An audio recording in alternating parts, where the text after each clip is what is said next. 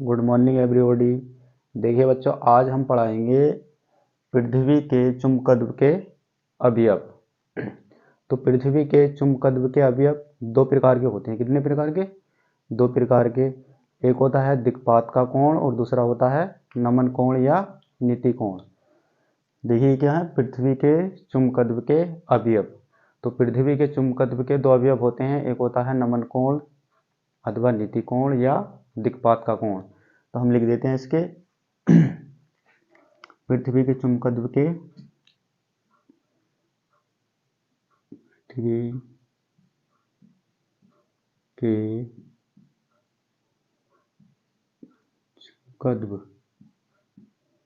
पृथ्वी के चुंबकत्व के दो अवयव होते हैं। दो अवयव होते हैं। कितने होते हैं? पृथ्वी के चुंबकत्व के दो अवयव होते हैं। नंबर एक है दिक्पात का कोण। दिक्पात का कोण।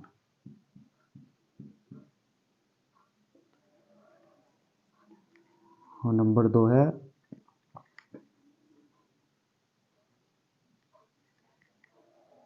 नमन कोण या नीति कोण।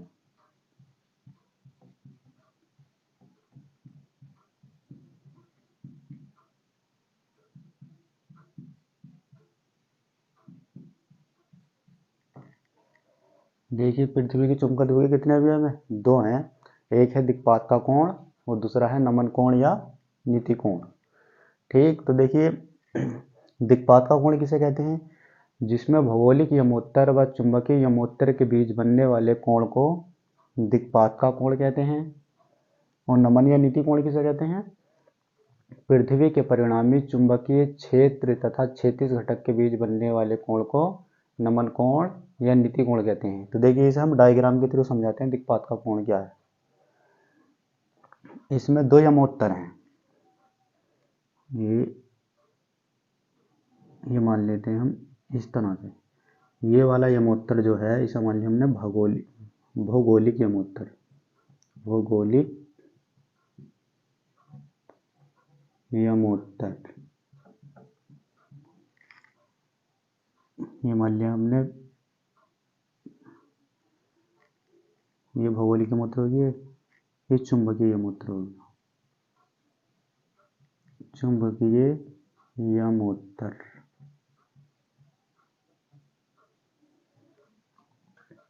तो देखिए भौगोलिक यमोत्तर व चुंबकीय यमोत्तर के बीच बनने वाले कोण को दिक्पात का कोण कहते हैं। किसका कहते हैं? और दिक्पात का कोण कैसे शो करते हैं? विचलन से, इस वाले चीज से। तो ये बन गया हमारा विचलन। ये कौन सा कोण बन गया हमारा? दिक्पात का कोण। दिक्पात का कोण।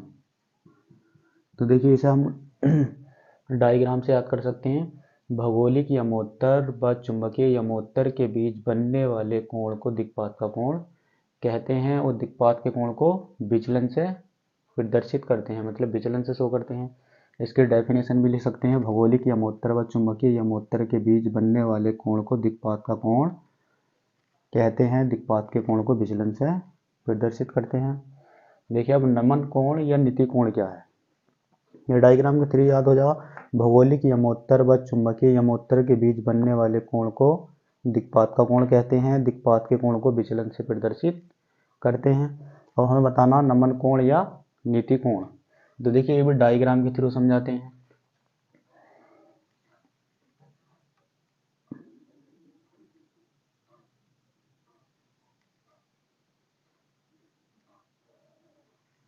ये पृथ्वी का परिणाम।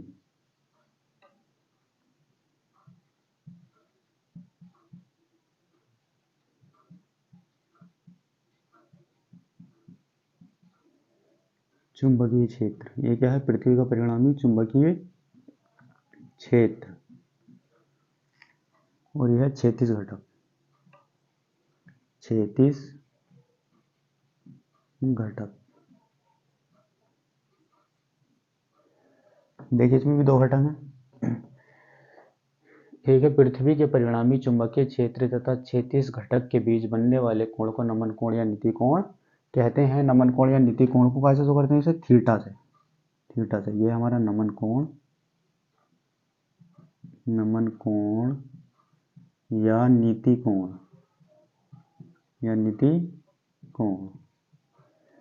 तो देखिए पृथ्वी के परिणामी चुंबकीय क्षेत्र तथा क्षैतिज घटक के बीच बनने वाले कोण को नमन कोण या नीति कोण कहते हैं। नमन कोण या नीति कोण को कैसे शो करते हैं, थीटा से शो करते हैं। तो अब इसके हम डेफिनेशन दोनों की लिख सकते हैं, डायग्राम के थ्रू याद कर लेना और इसकी डेफिनेशन डायग्राम के थ्रू ही बनाकर लिख देना। देखिए जैसे हम लिख के बताते हैं इसका दिक्पात का कोण, तो यह है इसकी परिभाषा।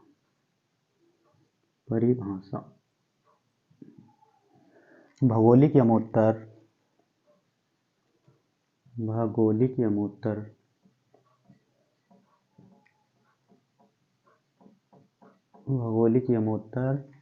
तथा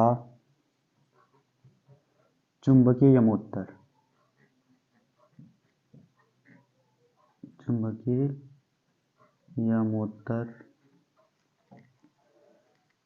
के बीच बनने वाले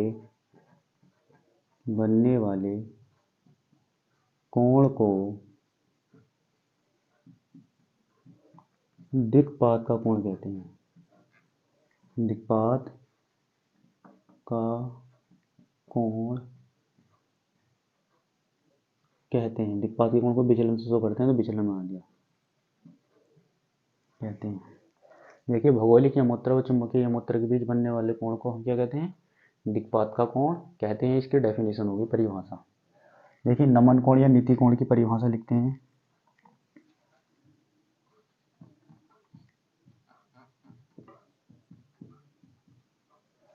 पृथ्वी के परिणामी चुंबकीय क्षेत्र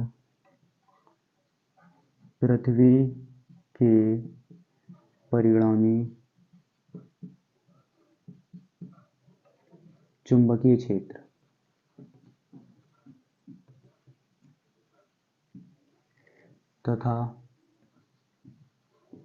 पृथ्वी के क्षैतिज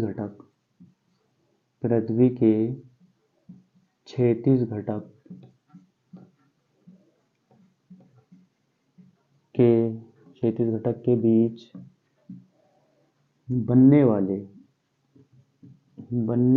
कोण को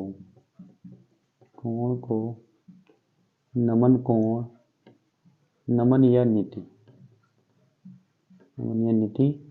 कोण इसे करते हैं थीटा से शो कहते हैं। नमन कोण या नीति कोण कहते हैं। देखिए हमने क्या पढ़ाया, हमने पढ़ाया पृथ्वी के चुंबकत्व के अवयव। तो पृथ्वी के चुंबकत्व के कितने अवयव होते हैं, पृथ्वी के चुंबकत्व के दो अवयव होते हैं, एक होता है दिक्पात का कोण और दूसरा होता है नमन कोण या नीति कोण। तो दिक्पात का कोण पढ़ाया था मैंने डायग्राम के थ्रू, डायग्राम बनाया पहला, फिर इसका बना दिया मैंने एक भौगोलिक यमोत्तर और दूसरा बना दिया हमने चुंबकीय यमोत्तर। तो भौगोलिक यमोत्तर व चुंबकीय यमोत्तर के बीच बनने वाले कोण को दिक्पात का कोण कहते हैं। दिक्पात के कोण को विचलन से शो करते हैं। तो देखिए भौगोलिक यमोत्तर चुंबकीय यमोत्तर के बीच कौन सा बन गया, विचलन कोण, मतलब दिक्पात का कोण। तो परिभाषा मैंने इसका ऐसे लिखी, इसके डायग्राम से। भौगोलिक यमोत्तर और चुंबकीय यमोत्तर के बीच बनने वाले कोण को दिक्पात का कोण कहते हैं। ये डेफिनेशन है इसकी। अब इसके बाद मैंने पढ़ाया है नमन कोण या नीति कोण। तो इसमें भी दो घटक होते हैं, एक होता है पृथ्वी का परिणामी चुंबकीय क्षेत्र और एक होता है पृथ्वी का क्षैतिज घटक। तो पृथ्वी के परिणामी चुंबकीय क्षेत्र तथा क्षैतिज घटक के बीच बनने वाले कोण को नमन कोण या नीति कोण कहते हैं। नमन कोण या नीति कोण को थीटा से शो करते हैं।